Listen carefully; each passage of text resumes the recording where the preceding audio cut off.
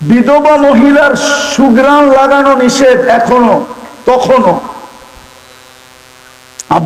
Abdul Muttalib একদিন স্ত্রীর কাছে অভিযোগ করছে, পুরা মক্কায় এই কথা মুখে মুখে, তোমার পুত্রবধূ বিধবা, কিন্তু এত দামি সুঘ্রাণ কোথায় পায়?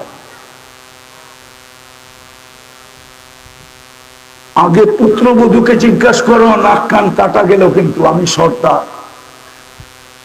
তো বলছে, তুমি বলতেছ, আমিও তো দেখতেছি সুঘ্রাণ যখনই গোসলখানার থেকে বাহির হয় আর আমি ঢুকি, মনে হয় কে জানি সুঘ্রাণ দিয়া প্যাক করে রেখা আসছে, প্যাক করা।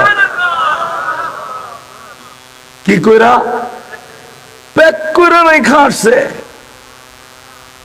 দুইজনে জিজ্ঞেস করতেছে, মা সুঘ্রাণ কোত্থেকে পাস, তুই না বিধবা? বলছে, মা শরীরে সুঘ্রাণ না, থুতুতেও সুঘ্রাণ। বলছে, মা এটা আমার সুঘ্রাণ না, পেটেরটার সুঘ্রাণ, পেটেরটা। ওই রসুল দিল, এতগুলা প্রতিশ্রুতি দিল, এক রাত্র 83